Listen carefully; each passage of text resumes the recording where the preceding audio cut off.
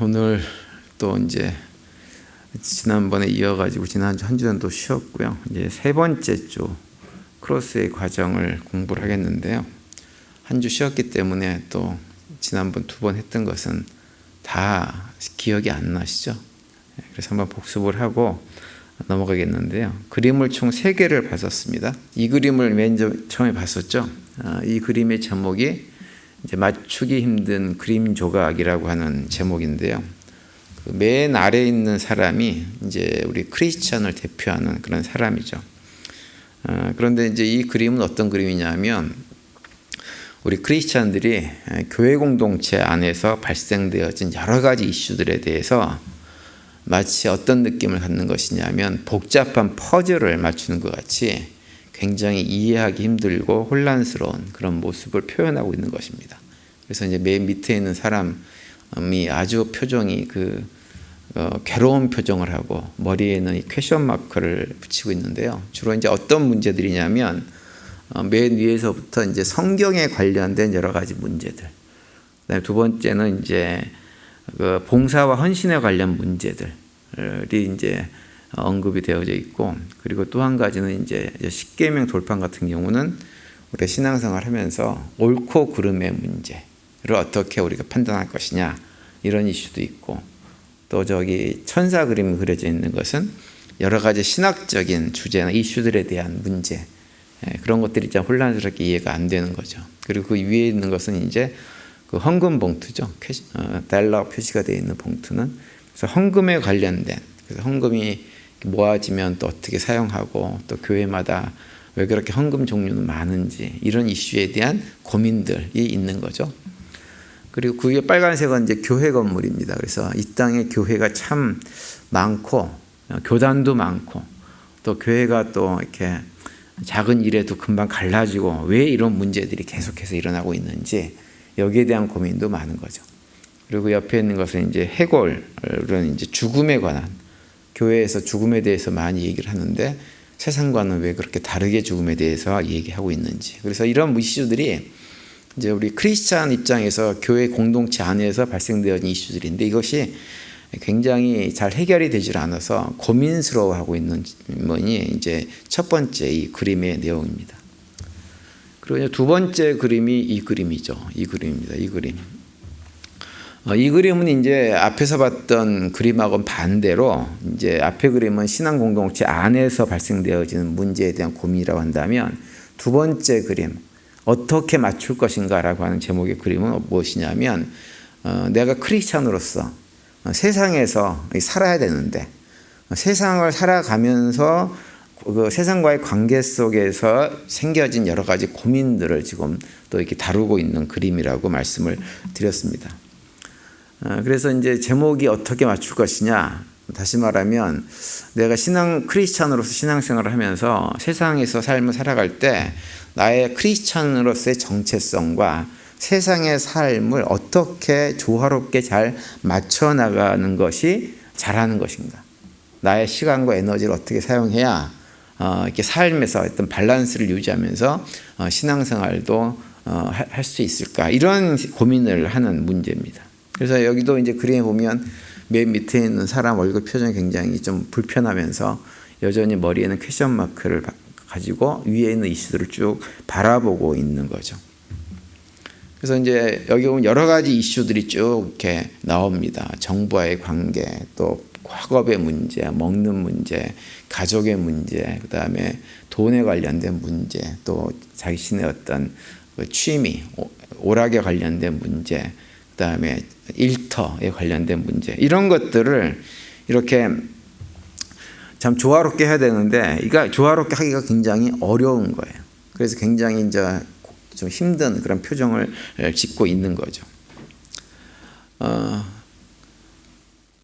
그런데 이제 이 사람의 답이 다음 그림에 나오죠. 다음 그림에 이렇게 나옵니다. 표정이 바뀌었죠.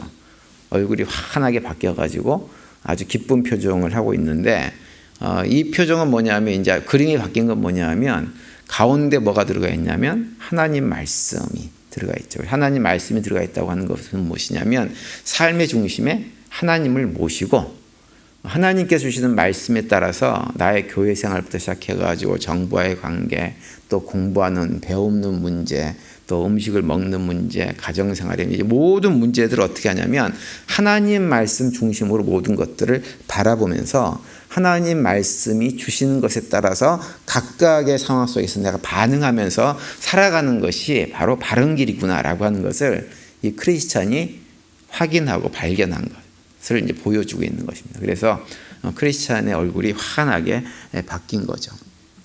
제가 이제 지난번에 이 세 가지의 그림을 쭉 설명을 드리고 나서 말씀드렸던 것이 뭐냐면 성경에 관한 말씀을 잠깐 드렸었죠. 디모데후서 3장에 있는 말씀처럼 하나님께서 우리에게 하나님 말씀이 성경을 주셨는데 왜 주셨느냐? 그것이 우리 인생의 매뉴얼 같은 것이다.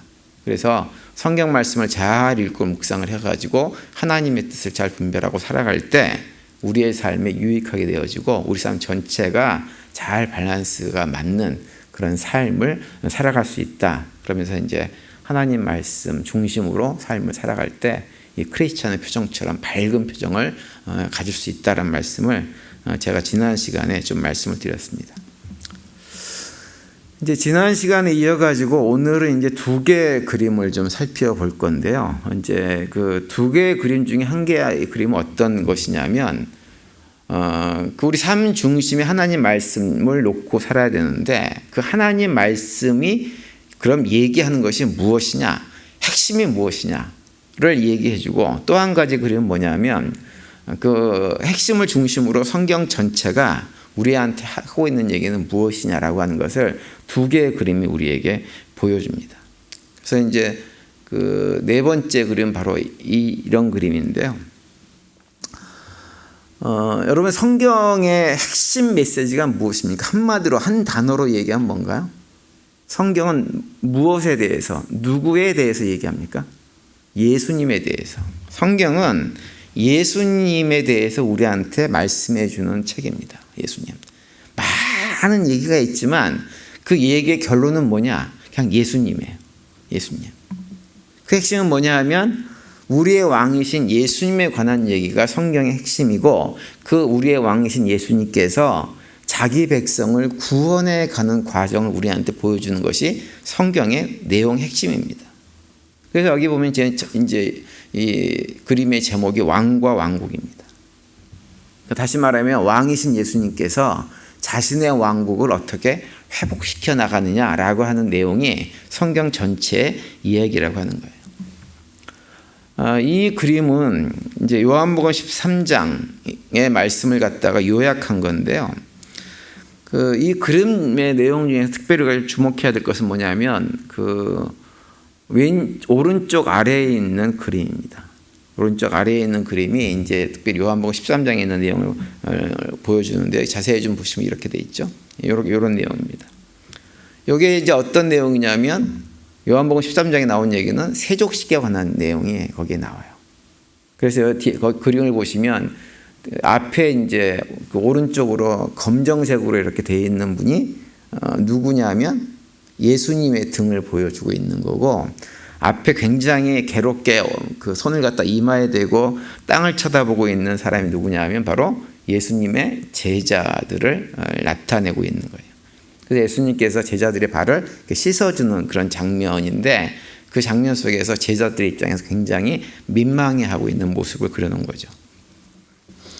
특별히 이제 예수님의 제자들 가운데서 그 예수님께서 자신의 발을 씻어주려고 할 때 굉장히 민망하게 해가지고 직접적으로 안 됩니다 라고 얘기했던 사람이 있죠. 누군가요? 제자 베드로가 그렇게 얘기를 했어요. 그래서 요한복음 13장 8절에 보면 이렇게 말씀을 하고 있죠. 베드로가 이르되 내 발을 절대로 씻지 못하시리이다. 예수께서 대답하시되 내가 너를 씻어주지 아니하면 내가 나와 상관이 없느니라 이렇게 기록을 하고 있습니다. 제자 베드로가 이런 반응을 보인 이유는 뭐냐 하면 당시 상황이 그랬어요. 어떤 상황이냐면 우리가 잘 아는 대로 이 팔레스타인 지역은 이제 땅이 그렇게 좋지가 않죠. 먼지가 많이 나는 그런 지역입니다. 그러다 보니까는 이게 보통 일반 사람들이 밖에 나갔다가 외출했다가 집안에 들어오게 되어지면 항상 누가 있었냐면 그 집안에 들어온 사람들의 발을 씻어주는 사람이 있었어요. 근데 그 일은 누가 했냐면 그 집에서 일하는 노예나 종들 가운데서 가장 계급이 낮은 사람이 하는 일이 발을 씻어주는 일이었습니다. 근데 이제 집안에 들어가서 갔는데 예수님께서 허리춤에다가 수건을 두르시고 제자들의 발을 씻어주겠다고 하니까 제자 베드로 입장에서는 그게 용납이 안 되는 거죠. 본인이 예수님의 발을 씻어주는 것은 지극히 맞는 일이지만 선생님이신 예수님께서 자신의 발을 씻어준다는 것은 용납이 안 되는 일이었습니다. 그래서 제자 베드로가 안 된다고 얘기를 한 거예요. 그런데 거기에 대고 예수님께서 뭐라고 말씀하시냐면 내가 너의 발을 씻어주지 않으면 넌 나와 아무런 상관이 없는 관계다. 이렇게 말씀을 하셨어요. 그러니까는 예수님하고 제자 베드로가 스승과 제자의 관계가 되려면 어떻게 해야 되느냐? 스승인 예수님께서 제자인 베드로의 발을 씻어주는 일을 할 때에만 그 관계가 성립되고 유지될 수 있다고 하는 거예요. 근데 제자 베드로는 그렇게 생각을 하지 않았습니다. 씻어줘도 자기가 씻어줘야지. 왜냐하면 자기가 더 낮은 제자니까. 스승은 어른이기 때문에 당연히 자기가 어른인 스승의 발을 씻어주는 것이 맞지. 어떻게 이게 거꾸로 바뀔 수 있느냐라고 생각을 한 거죠. 그런데 예수님은 그렇지 않다라고 하는 거예요. 예수님의 얘기는 뭐냐면 제자 베드로가 가지고 있는 그런 일반적인 세상에서 세속적인 어떤 사고, 종이 주인의 발을 씻어주고 제자가 스승의 발을 씻어주는 이런 세속적인 사고가 아니라 오히려 스승이 제자의 발을 씻어주고 주인이 종의 발을 씻을 수 있는 이런 영적인 원리의 삶을 살지 않으면, 그런 생각을 가지고 있지 않다고 한다면 제자 베드로는 예수님과 아무런 관계가 없는, 절대로 제자의 삶을 살 수가 없다고 하는 것을 말씀을 하고 있는 것입니다. 굉장히 중요한 얘기입니다. 오늘날 우리들에게도 그대로 적용되는 거예요. 그러니까 우리가 정말 예수님의 제자다 그러면 예수님께서 말씀하고 계신 대로 스승이 제자의 발을 씻어주는 것이 지극히 정상이라고 생각을 하는 것이 우리가 가져야 될 생각인 거예요. 크리스찬들은.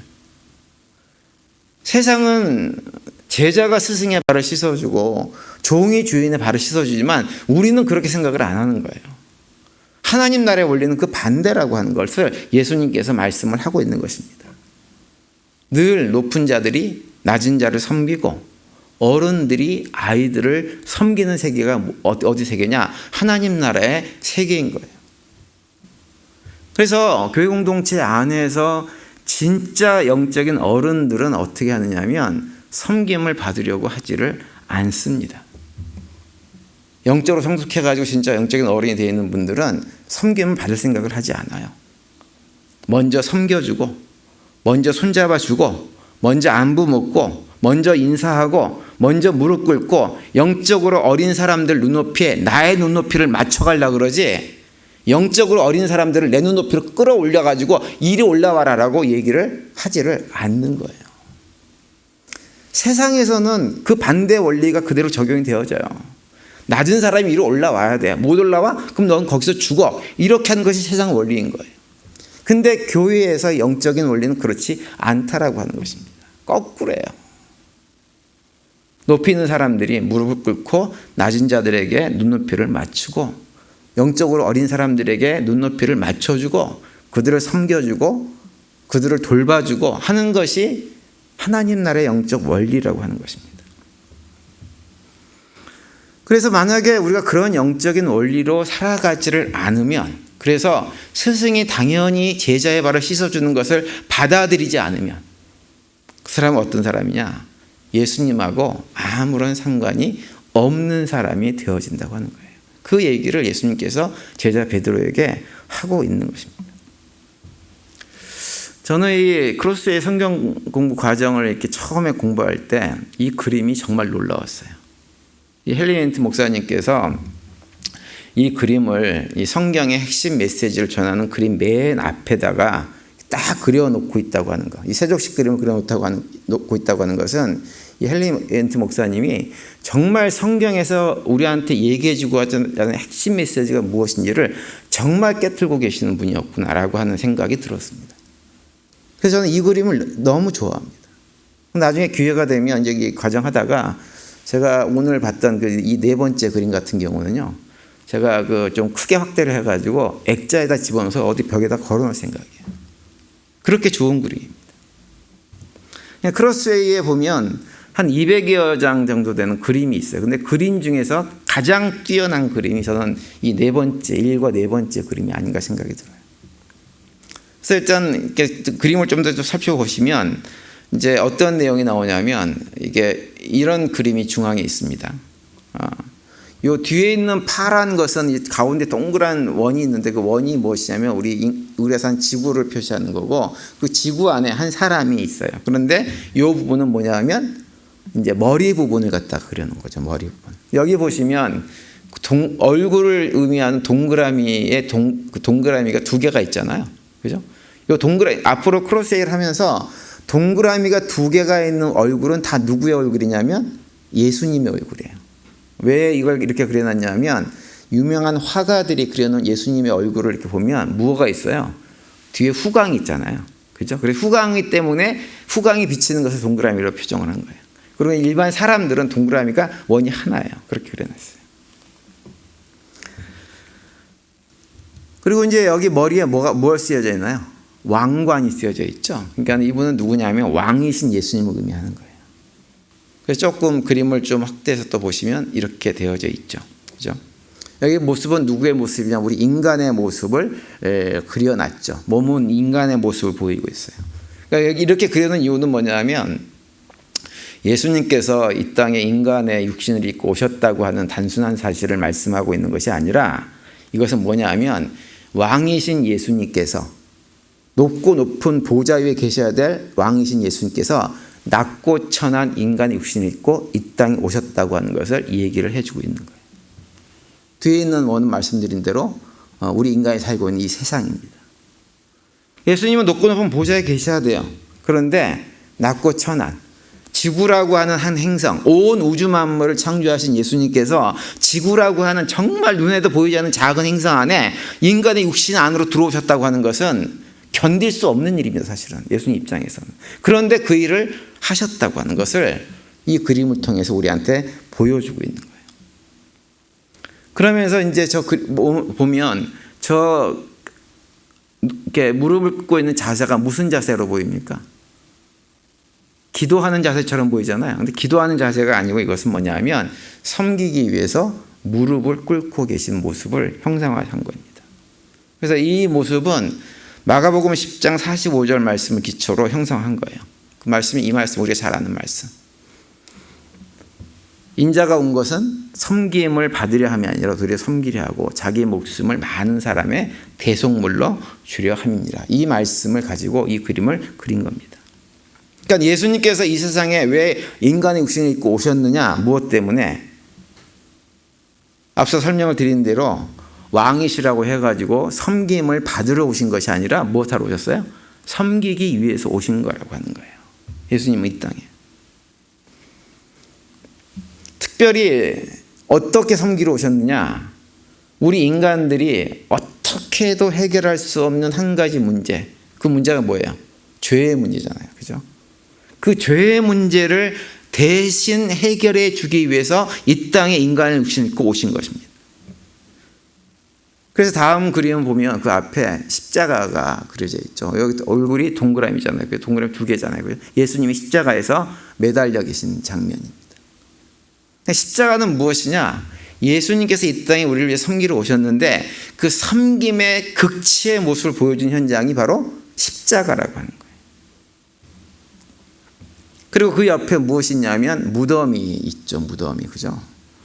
그러니까 무덤이 있다고 하는 것은 무엇이냐면 예수님께서 실제로 돌아가셨다고 죽으셨다고 하는 것을 얘기해 주고 있는 거예요. 예수님의 죽음은 굉장히 중요한 의미를 가지고 있습니다. 만약에 예수님께서 우리를 위해서 정말로 대신 죽지 않으셨다고 한다면 우리의 뭐가 없어요? 우리에 대한 죄의 대속이 없는 거예요. 예수님께서 죽으셨기 때문에 우리의 죄가 대속된 것입니다. 우리가 죽어야 되는데 예수님께서 대신 죽으심으로. 그래서 십자가도 중요하지만 예수님의 무덤, 돌아가셔서 3일 동안 계셨던 무덤도 굉장히 중요한 거예요. 그래서 예수님이 죽음이 없으면 사실은 대속의 구원도 존재하지가 않는 거죠. 그런데 그 무덤을 그려놓고 무덤 문이 어떻게 되어 있어요?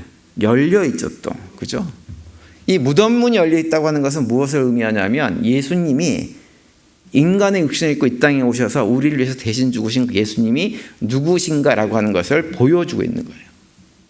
왜 그러냐면 복음서를 보면 예수님을 끊임없이 거부하고 예수님께서 구약에서 예언된 그 메시아라는 사실을 갖다가 부정하고 싶어서 도전했던 사람들이 자꾸 예수님에게 그걸 증명해 보이라고 했어요. 너가 메시아이면 정말 메시아인 것을 증명해 봐라 라고 할 때, 특별히 바리새인들이 그런 요구를 할 때 예수님께서 마지막으로 하신 얘기가 뭐냐면 다른 건 다 소용없고 내가 죽었다가 3일 만에 부활하는 것을 보면 너희들이 이것을 알 수 있을 것이다, 이렇게 말씀을 하셨어요.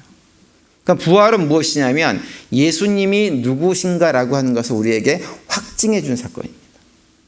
그래서 무덤 문이 닫혀 있지 않고 열려 있음으로 해가지고 예수님께서 이 땅에 오셔가지고 우리를 구원하기 위해서 행하셨던 모든 일들이 예수님께서 거짓말을 하신 것이 아니라 진실이었음을 확증해 주는 것이고, 그걸 통해 가지고 우리의 구원도 확증되어지는 거예요. 그걸 보여주고 있는 것입니다. 그래서 전체 그림을 다시 보시면 바로 이런 그림이죠.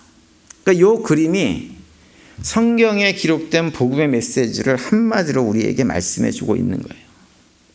그러니까 우리가 신앙생활을 하면서 내가 신앙생활을 잘하고 있나라고 하는 것을 이렇게 생각을 할 때, 점검을 할 때 이 그림을 연상하시면 돼요.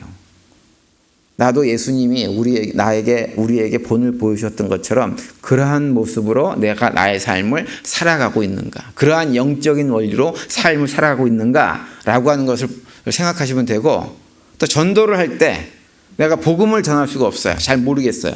그럴 때 이 그림을 연상하시면 돼요. 그래서 이 그림의 순서대로 쭉 설명을 하시면 돼요.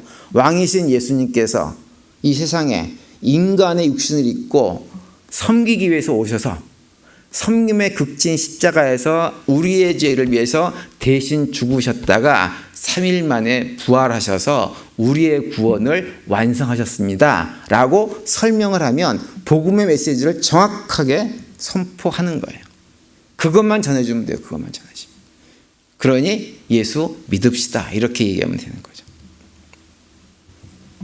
그러면서 이제 이 내용이 그런 내용인데 좀 더 확대를 해보면 이제 그림이 이렇게 되어지죠. 그죠?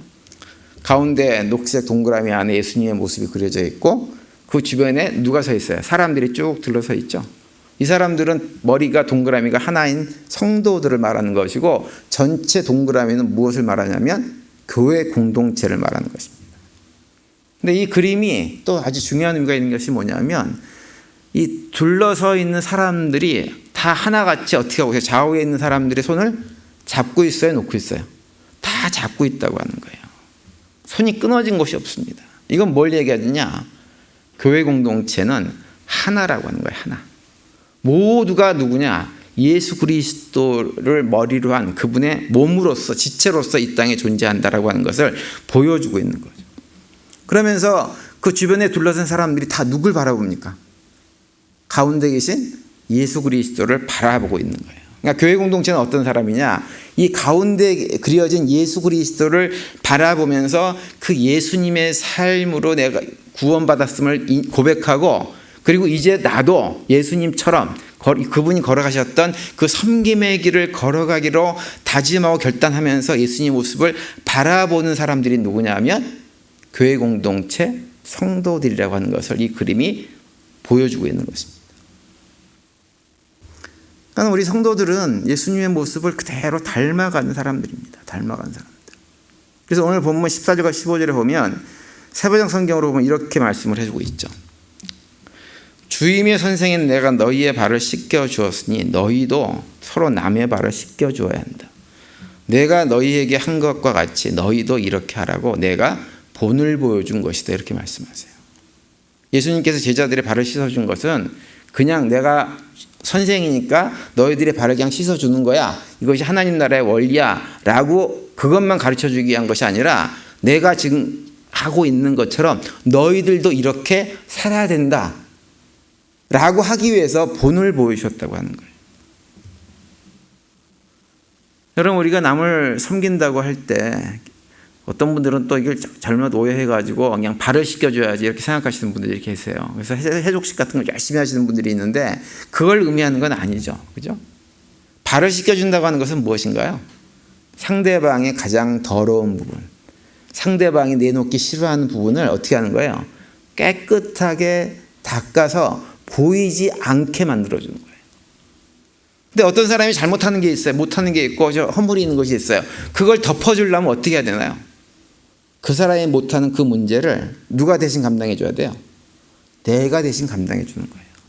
마치 예수님께서 우리가 감당할 수 없었던 죄의 문제를 대신 감당해서 십자가에서 돌아가셨던 것처럼, 우리의 죄를 대속하셨던 것처럼 우리도 주변에 믿음이 연약하기도 하고 또 여러 가지 은사가 없기도 하고 해가지고 감당하지 못한 어떤 문제가 있어서 자꾸 이런저런 문제가 생기면 그걸 못한다고 지적하고 책망하고 정죄하는 것이 아니라 그 일을 내가 대신 감당해 줌으로 그것이 드러나지 않도록 만들어준 것. 그것이 무엇이냐? 예수님께서 우리에게 본을 보여주신 섬김의 모습인 것입니다. 그래서 저는 그런 꿈이 있어요. 그런 꿈이. 정말로 그렇게 됐으면 좋겠어요. 성도들이 다른 성도들을 바라볼 때 뭐가 잘못하는 것이 있으면 저 사람 왜 저런 것들 못해? 라고 책망하는 관계가 아니라 하나님께서 저 사람이 못하는 것을 내 눈에 보이게 하셨으니 내가 저 일을 대신 감당해 줘야 되겠다 라고 하면서 서로가 서로를 섬겨주는 공동체가 되는 것. 가정에서부터 시작해가지고 교회 공동체, 그 다음에 우리가 살아가는 지역사회가 그런 곳이 되어지면 얼마나 좋을까라고 하는 생각을 할 때가 참 많이 있습니다. 우리 성도님들도 그런 꿈을 가지고 믿음 생활을 할 수 있게 되기를 바랍니다. 그런데 이제 문제가 있어요. 우리가 그렇게 섬기는 삶을 살아야 되는데 한 가지 문제가 있는 것은 뭐냐면 그 섬기는 삶이 우리 마음대로 잘 안 된다고 하는 거예요. 우리가 아무리 구원받고 하나님 자녀가 되었다고 해도 여전히 우리는 어떤 존재입니까? 타락한 본성, 죄의 쓴뿌리가 우리 안에 깊이 자리 잡고 있는 존재들이에요. 그래서 섬기려고 마음은 있다가도 딱 보면 꼴보기 싫어가지고 한마디 내뱉어야지 직성이 풀리는 것이 우리들의 연약한 부분입니다. 연약한 부분들이에요. 어쩔 수 없어요. 우리 안에 섬길 수 있는 능력이 없어요. 그래서 그걸 너무 잘 아시는 예수님께서 우리에게 보내주신 것이 있죠. 뭐예요? 성령 하나님 보내주셨어요. 그 전체 그림을 보시면 이렇게 돼 있죠. 맨 위에 무슨 그림이 있어요? 성령을 상징하는 비둘기 그림이 성도들 머리 위에 있는 거예요.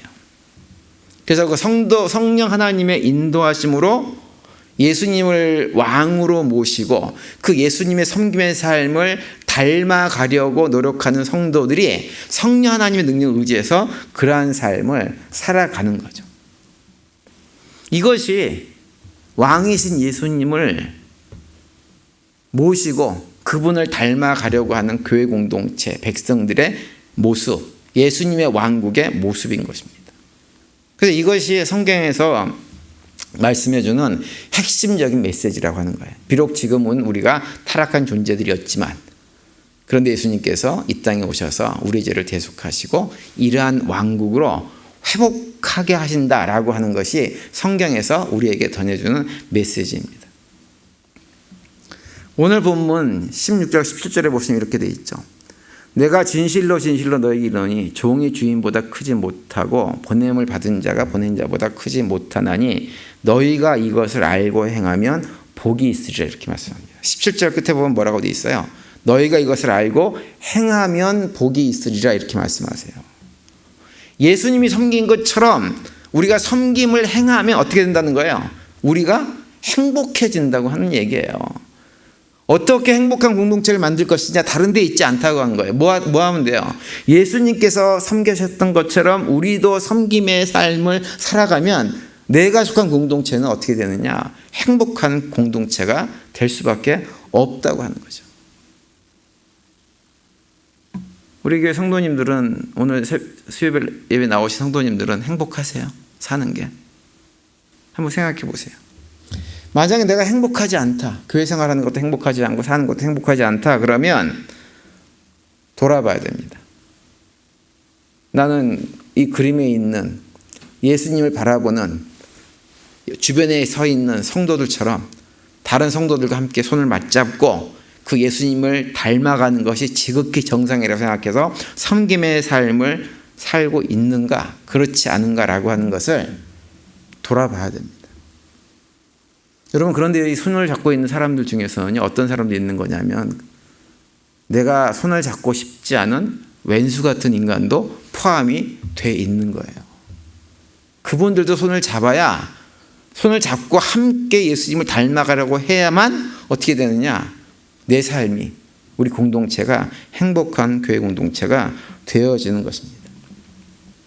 그래서 그러려면 앞에서도 말씀드렸지만 서로의 부족함을 씻어주는 노력들이 우리에게 있어야 돼요. 연약하고 부족한 모습 바라보면 그런 것들이 보이면 그거 가지고 뭐라고 하기 전에 내가 채워넣어야지.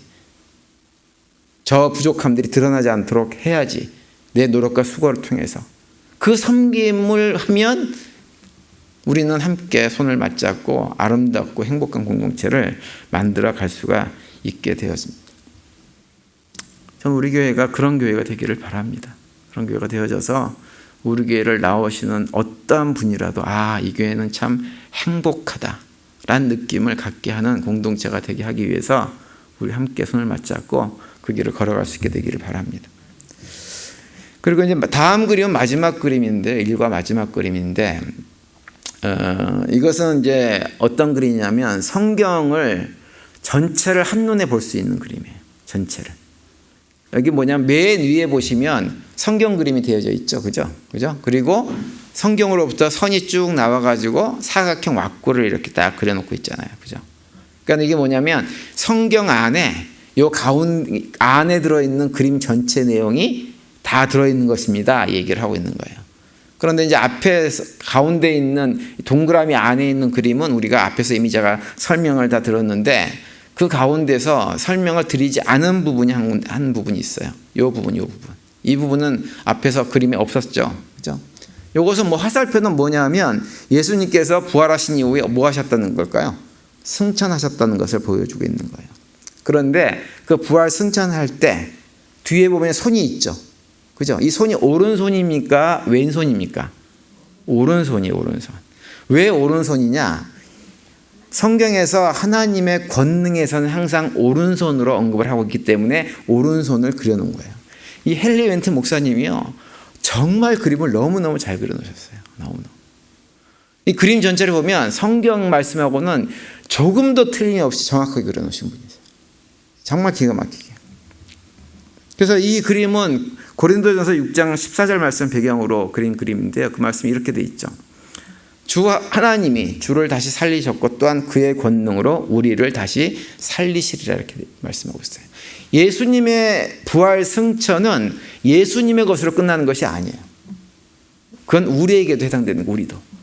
그래서 나중에 예수님께서 재림하실 때 우리도 공중으로 올려져서 주님을 만나는 날이 올 것이다라고 성경이 우리에게 말씀을 해주고 있는 거죠. 그래서 그걸 갖다가 이제 애드를 했어요. 그런데 이제 그걸 애드 해놓고 거기까지가 이제 무엇이냐면 예수님의 사역의 전체인 거죠. 그런데 그 내용을 바라보는 성도들의 삶이 여기 그림에 보시면 내 모퉁이에 그 삶의 모습들을 이렇게 그려놓은 그림이 있습니다. 이 첫 번째 그림, 이 그림은 무슨 그림이냐면 물방울이잖아요. 그죠? 뭘 상징하냐면 세례를 상징하는 거예요. 그러니까 성경은 어떤 얘기를 해주고 있는 거냐면 우리가 죄인이었다고 하는 거죠. 죄인. 근데 어떻게 예수님을 왕으로 모시는 하나님 나라의 백성으로 삶을 회복할 것이냐. 첫 번째 길이 뭐냐? 세례 받는 것. 세례를 받는다는 게 뭐예요? 내가 죄인임을 고백하고, 그죠? 이제는 내가 그 죄의 길에 더 이상 앉지 않겠다는 결단 가운데 받는 것이 세례였잖아요. 그죠? 그러니까 세례로부터 시작을 하는 거예요. 세례로부터. 하나님 백성들의 공동체에 들어가는 것은. 그리고 나서 두 번째 그림은 뭐냐면 이 그림이에요. 이 그림. 이건 무슨 그림인 것 같으세요? 사람처럼 비슷하게 생겼는데 이건 뭘 그려놓은 거냐면 위에 있는 것은 성찬 떡이고요. 아래에 있는 것은 그 컵을 갖다가 그려놓은 겁니다. 포도주 잔을 갖다가 그려놓은 거예요. 성찬식을 상징하고 있는 거죠. 성찬식이 뭐예요? 성찬식은 우리가 어떻게 하나님의 백성으로 거듭날 수 있게 되었는가라고 하는 것을 말씀해 주는 거잖아요. 우리가 어떻게 거듭났어요? 우리 힘으로가 아니라 예수님의 대속의 죽음으로. 우리를 위하여 살이 찢기고 피를 흘리시면서 우리를 위해서 대신 죽으신 예수님의 그 은혜로 우리가 구원받았음을 고백하는 자리가 성찬의 자리죠. 그래서 그걸 갖다 성찬식을 행하면서 계속 행하면서 거듭 확인하는 가운데 우리가 영적으로 점점점 성장해 나가는 거예요. 그것을 성경이 우리한테 얘기를 해주고 있다고 하는 거죠. 그리고 세 번째 그림은 이런 그림이에요. 그래서 예수 그리스도의 대속의 은혜로 구원받은 성도들이 이제 그렇게 성도가 됐어요. 성도가 됐으면 이제는 성경은 또 뭘 얘기했냐면 그렇게 거듭나서 하나님 백성이 된 성도들이 어떻게 살아야 되느냐? 누구처럼 살아야 되는 거예요? 예수님처럼 어떻게? 섬김의 삶을 살면서 살아야 된다고 하는 걸 성경이 우리에게 가르쳐주고 있죠. 그래서 성경은 이걸 우리한테 얘기를 해주는 거예요. 이걸. 그리고 마지막 네 번째 그림은 무엇이냐면 이거예요. 뭐예요? 찬양하는 삶을 사는 거죠. 그죠? 로마서 12장 2절에 말씀이 있는 대로 어떻게 하는 것이 하나님을 찬양하고 예배하는 삶인가? 다른 것이 아니라 이 세대를 본받지 말고 하나님 뜻을 잘 분별해가지고 우리가 하나님의 백성답게 삶을 매일매일 살아가는 것, 거룩한 산제사를 드리는 것이 진짜 하나님을 예배하는 삶이죠. 그죠? 그래서 이 그림 전체를 다시 보시면 네 가지 모퉁이에 있는 그림은 무엇을 말해주기도 하냐면 하나님 백성들이 어떻게 구원받아 하나님 백성이 되어지고 결국은 완성된 하나님 백성으로 만들어지는지를 보여주는 것입니다. 성경은 이것을 우리한테 얘기해 준다고 하는 거예요. 근데 이제 이 그림에서 우리가 참 정말로 생각해야 될 것은 한 가지 뭐냐면 많은 경우에 가운데 있는 예수님만을 기억하려고 하는 경향이 우리한테 상당히 많이 있어요. 맞아, 예수님께서 우리 위해서 구원해 주셨어. 이제 난 죽으면 천국 갈 거야. 거기까지만 생각을 한다고 하는 거예요. 그런데 성경은 거기까지만 우리한테 말씀해 주는 책이 아니에요. 예수님께서 그러한 삶을 사셔서 우리에게 본을 보여주셨으니 우리도 예수님처럼 섬기는 삶을 살아가면서 하나님께 영광을 돌리는, 하나님께 예배드리는, 하나님을 찬양하는 삶을 살아가는 것까지를 성경이 우리한테 가르쳐주고 있지 내가 구원받았어 예수님의 은혜로까지만 가르쳐주는 책은 아니라고 하는 것입니다. 근데 많은 경우 우리가 신앙생활을 하면서 내가 구원받았다는 사실에만 만족하지 구원받은 백성으로 예수님의 섬김의 모습을 닮아서 그 섬김의 삶을 살아가는 과정을 통해서 하나님께 예배드리고 영광을 돌리는 삶은 살지 않으려는 경향이 굉장히 많이 있습니다. 우리 교회 성도님들은 그러지 않기를 바랍니다. 그러지 않고 예수님의 은혜로 구원받은 사실도 너무너무 감사하고 그걸 감사의 고백으로만 끝나는 것이 아니라 그래서 그 감사의 고백을 붙들고 나도 예수님을 닮아서 이제는 섬김의 삶을 살아가면서 하나님께 영광을 돌리는 삶을 살아야 되겠다. 그런 결단 가운데 믿음의 길을 걸어갈 수 있는 우리 모두가 될 수 있게 되기를 간절히 바랍니다. 이번 남은 한 주간도 더욱더 그렇게 예수님의 모습을 본받고 섬기는 삶을 살아가기 위해서 최선을 다하시는 가운데 삶의 자리에서 하나님께 영광을 올려드리고 찬양을 올려드리는 복된 삶을 살아갈 수 있는 우리 모두가 되시기를 간절히 축원을 드립니다.